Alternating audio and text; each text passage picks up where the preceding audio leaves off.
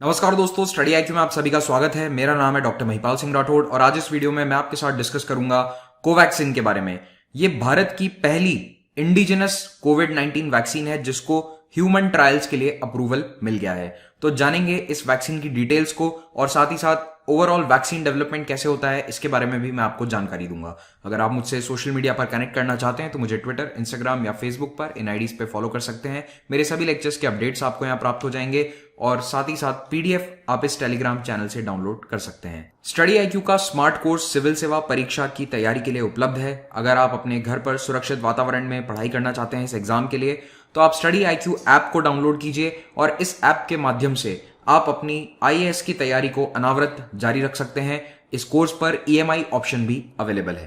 कोविड-19 से लड़ने के लिए दुनिया के कई देश और कई फार्मास्यूटिकल कंपनीज एक वैक्सीन बनाने की रेस में है और भारत में एक कंपनी है जिसका नाम है Bharat biotech limited, Hyderabad based company है।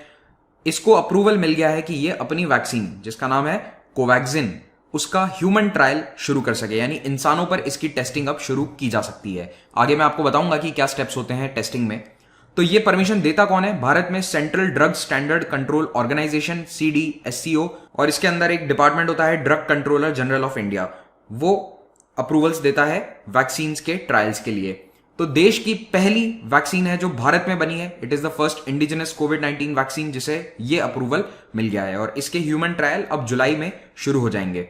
लेकिन इस कोवैक्सीन का डेवलपमेंट अकेले इस कंपनी ने नहीं किया है, यहां पर ICMR का भी कुछ योगदान है। मई के महीने में ICMR ने ये जानकारी दी थी कि वो भारत बायोटेक के साथ मिलकर एक वैक्सीन का डेवलपमेंट कर रहे हैं और इसमें ICMR का क्या रोल रहा? तो देखिए, ICMR के अधीन एक लेबोरेटरी आती है national institute of virology Pune. तो NIV ने कोरोना वायरस के उस स्ट्रेन को आइसोलेट किया एक एसिम्प्टोमेटिक पेशेंट से और उसे आगे ट्रांसफर किया गया BBIL को, भारत बायोटेक इंडिया लिमिटेड को। तो आगे जो वैक्सीन डेवलपमेंट का काम है वो BBIL ने किया है, लेकिन जो वायरस देना था, जिस स्ट्रेन को दिया गया है BBIL को, वो NIV के द्वारा दिया गया है and NIV is under ICMR। अब एक क्वेश्चन जो आप लोगों से पूछा जा सकता है एग्जाम्स में वो ये होगा कि ये किस प्रकार की वैक्सीन है। वैक्सीन्स मेजरली दो डिविजन्स में उन्हें बांटा जाता है, लाइव अटेन्यूएटेड वैक्सीन्स और इनएक्टिवेटेड वैक्सीन्स। तो लाइव अटेन्यूएटेड वैक्सीन का मतलब है कि यहां पर जो जर्म है, जो वायरस बैक्टीरिया है जिसके खिलाफ हम वैक्सीन बना रहे हैं, उसी को यूज किया जाता है उसके एक वीकेंड फॉर्म में, अटेन्यूएटेड फॉर्म में। उसकी मारक क्षमता थोड़ी सी कम कर दी जाती है और उसी को इंसान के शरीर में इंजेक्ट किया जाता है ताकि उसके खिलाफ एक नेचुरल रिस्पॉन्स बन सके और ये रिस्पॉन्स जीवन भर हमें उस बीमारी से या उस वायरस बैक्टीरिया से बचा सके। यहां पर एक या दो डोजेस में काम हो जाता है, बार बार इसकी डोज नहीं लेनी पड़ती है। तो ये इस लाइव अटेन्यूएटेड वैक्सीन का फायदा होता है, लेकिन इसकी कुछ प्रॉब्लम्स हैं। ये जिनके कमजोर इम्यून सिस्टम है उनमें एडवर्स रिएक्शन दे सकती हैं और इस प्रकार के कुछ साइड इफेक्ट भी इसमें देखे जाते हैं। लेकिन फिर भी कई बीमारियां हैं जिनकी लाइव वैक्सीन आज भी यूज होती हैं, जैसे कि मीजल्स, मम्प्स और rubella, MMR vaccine, rota virus, small pox, chicken pox, yellow fever. दूसरी ओर इनएक्टिवेटेड वैक्सीन में जो भी वायरस या बैक्टीरिया है उसको मारकर इंजेक्ट किया जाता है, उसको पूरी तरह से मार दिया जाता है, वो जिंदा नहीं होता है। अगर हम इंसानी शब्दों में बात करें तो वो जिंदा नहीं रहता है। तो इसका फायदा भी होता है और नुकसान भी। फायदा ये कि इसके साइड इफेक्ट ज्यादा नहीं होते हैं, ये वैक्सीन ज्यादा खतरनाक नहीं होती है, इसका सेफ्टी रिकॉर्ड बेहतरीन होता है इस प्रकार की वैक्सीन का। और अभी जो कोवैक्सिन बनाई जा रही है ये भी एक प्रकार की इनएक्टिवेटेड वैक्सीन है। तो याद रखिएगा, Covaxin is an inactivated vaccine.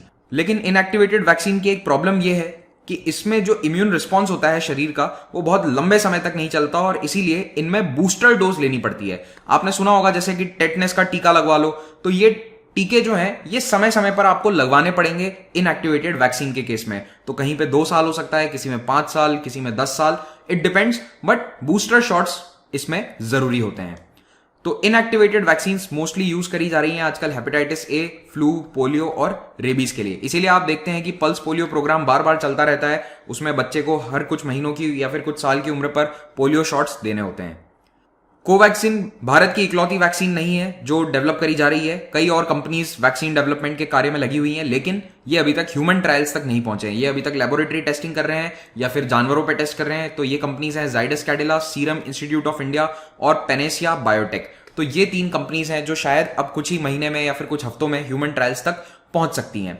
दूसरी ओर अगर हम ग्लोबल लेवल पर बात करें तो एस्ट्राजेनेका और मॉडर्ना 2 ऐसी कंपनीज हैं जिनकी वैक्सीन सबसे एडवांस स्टेज पर है इस वक्त और मोस्ट प्रोबेबली इन्हीं कंपनीज की वैक्सीन सबसे पहले मार्केट में आएगी, क्योंकि इनके फेज 3 ह्यूमन ट्रायल्स अभी जारी हैं। और याद रखिएगा, एस्ट्राजेनेका उस वैक्सीन को मैन्युफैक्चर करेगा जो ऑक्सफोर्ड यूनिवर्सिटी के द्वारा बनाई जा रही है। ऑक्सफोर्ड यूनिवर्सिटी पूरा रिसर्च कर रहा है, manufacturing will be done by the pharmaceutical company called AstraZeneca.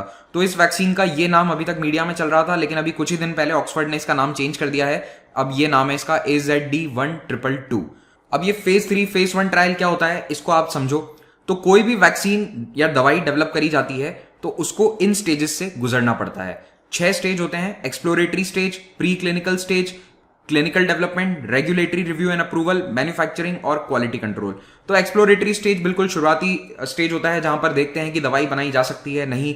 Pre clinical के अंदर लेबोरेटरी टेस्ट होते हैं, जानवरों पर टेस्ट किए जाते हैं। फिर आता है सबसे इंपॉर्टेंट क्लिनिकल डेवलपमेंट स्टेज, और इस स्टेज में 3 अलग अलग फेजेस होते हैं: फेज 1, फेज 2, फेज 3। इन्हीं को हम कहते हैं phase 1 human trial, phase 2 human trials. तो अभी जो एस्ट्राजेनेका वाली वैक्सीन है ऑक्सफोर्ड यूनिवर्सिटी वाली, वो फेज 3 ह्यूमन ट्रायल्स में पहुंच चुकी है, जबकि भारत की जो वैक्सीन है कोवैक्सिन, ये स्टेज 1 अब शुरू करेगी।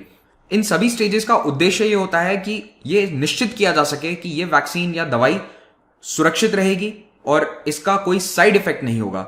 आमतौर पर यह पूरा प्रोसेस 3 से 10 साल तक ले लेता है, लेकिन अभी कोरोना वायरस पैंडेमिक के कारण कई अप्रूवल्स थोड़े जल्दी दिए जा रहे हैं। तो कितना भी फास्ट कर लो, 12 महीने तो मिनिमम वैक्सीन के डेवलपमेंट को, ह्यूमन ट्रायल्स को कंप्लीट करने में लग ही जाते हैं। क्योंकि देखिए, एक एक करके फेज आते हैं। पहला फेज होता है जहां पर कुछ लोगों पर यह दवाई या वैक्सीन ट्राई करी जाती है। 20 से 80 लोग होते हैं, मैक्सिमम 100 हो सकते हैं। तो यहां पर यह ग्रुप बहुत ही छोटा है। अब 100 लोगों में से अगर 80 भी ट्रीट हो जाते हैं तो ये सही नहीं है, क्योंकि सैंपल साइज बहुत ही छोटा है। तो पहले कुछ महीनों तक इन 100 लोगों को आप नोटिस करेंगे, देखेंगे कि इनके अंदर वैक्सीन का या दवाई का क्या असर होता है, कोई साइड इफेक्ट तो नहीं आए, साइड इफेक्ट आ रहे हैं तो कितनी डोजेज पे आ रहे हैं। फिर आता है फेज 2। फेज 2 में लोगों की संख्या बढ़ा दी जाती है, सेवरल 100 पीपल। तो यहां पर आमतौर पर 300 से 500 या फिर 1000 लोग तक भी हो सकते हैं, depending on the scale of the trial. लेकिन थोड़ा सा यहां स्केल बढ़ा दिया जाता है और फेज 2 में और एक वाइडर ग्रुप मिल जाता है ये देखने के लिए कि कितना डोजेज दिया जाना चाहिए, और अगर कोई साइड इफेक्ट आ रहे हैं तो उन्हें कैसे मैनेज किया जाए या किस प्रकार के साइड इफेक्ट आ रहे हैं। इस स्टेज में कुछ अन्य पैरामीटर्स को भी जांचा जाता है, जैसे कि अगर किसी की उम्र ज्यादा है तो उस पर क्या असर हुआ, हार्ट की प्रॉब्लम है, डायबिटिक पेशेंट्स हैं, कोई अन्य क्रॉनिक बीमारियां हैं, उन पर इस दवाई का या वैक्सीन का क्या असर हो रहा है, ये सभी बातें नोट डाउन करी जाती हैं। फिर आता है फेज 3। तो फेज 3 में टिपिकली 3 to 3000 होते हैं, और मान के चलो कि मिनिमम 1000 लोग तो होते ही हैं इस फेज 3 ट्रायल में। यहां पर ग्रुप थोड़ा सा और बड़ा है, तो अन्य साइड इफेक्ट्स को भी देखा जाता है। कुछ अनयूजुअल साइड इफेक्ट अगर देखे गए या फिर कोई लॉन्ग टर्म साइड इफेक्ट्स अगर निकल कर आते हैं वो भी देखे जाते हैं। और फेज 3 ट्रायल बहुत इंपॉर्टेंट है, यही अग्नि परीक्षा होती है किसी भी दवाई की, क्योंकि यहां पर अगर दवाई फेल हो गई तो वो बिल्कुल भी आगे नहीं बढ़ पाएगी। फेज 3 में दवाई को या वैक्सीन को दिखाना होता है, प्रूव करना होता है कि वो जो उसका टारगेट है उसको अचीव कर रही है। यानी कि अगर फेज 3 में पेशेंट्स कोविड-19 की वैक्सीन लेते हैं और अगर उन्हें इन्फेक्शन नहीं होता है तो इसका मतलब वो वैक्सीन काम कर रही है, लेकिन अगर वो फिर भी पॉजिटिव हो जाते हैं तो फिर वो फेल हो रही है। और याद रखिएगा, हर फेज में लगभग 20 से 30% दवाइयां या वैक्सीन फेल होती जाती हैं। तो फेज 3 तक भी बहुत कम दवाइयां पहुंच पाती है और इसीलिए इतने वैक्सीन ट्रायल हमें करने पड़ते हैं। फिर आता है एक फेज 4। अब देखो, ये मेडिकल लैंग्वेज में फेज नहीं है एक तरह से, क्योंकि ह्यूमन ट्रायल यहां खत्म हो चुके हैं। फेज 3 के बाद रेगुलेटरी अप्रूवल मिल जाता है, आम जनता को ये दवाई उपलब्ध करवा दी जाती है। लेकिन फेज 4 फिर भी कंपनीज को करना पड़ता है, क्योंकि अब आम जनता में क्या साइड इफेक्ट देखे जा रहे हैं या फिर उसका क्या असर हो रहा है वो भी कई सालों तक नोटिस करना पड़ता है, उसको देखना पड़ता है। तो ये कहलाता है फेज 4। लेकिन टेक्निकली स्पीकिंग ह्यूमन ट्रायल्स में केवल 3 फेज होते हैं। दुनिया भर में कोरोना वायरस की वैक्सीन को लेकर जो भी ट्रायल चल रहे हैं उनके ऊपर WHO अपनी एक अपडेटेड लिस्ट जारी कर देता है कुछ दिनों के अंतराल पर। तो एज ऑफ 29 जून दुनिया में 17 ऐसी वैक्सीन हैं जो ह्यूमन ट्रायल के स्टेज तक पहुंच चुकी है, और इनमें सबसे आगे है ये एस्ट्राजेनेका और ऑक्सफोर्ड यूनिवर्सिटी वाली वैक्सीन। इसका फेज 3 ट्रायल अभी ऑनगोइंग है। और 17 के बाद आप प्री क्लिनिकल स्टेज में अगर देखेंगे तो 132 वैक्सीन हैं। तो धीरे धीरे ये भी ह्यूमन ट्रायल के स्टेज पर आ जाएंगी। अभी इस लिस्ट में भारत की कोवैक्सीन अपडेट नहीं हुई है, मेरे ख्याल से जो नेक्स्ट लिस्ट आएगी उसमें ये अपडेट दे दिया जाएगा। तो उम्मीद करते हैं कि जल्द से जल्द इस वैक्सीन का ह्यूमन ट्रायल भी पूरा हो जाएगा और ये अप्रूव हो जाएगी। Thank you very much for watching this. Have a great day.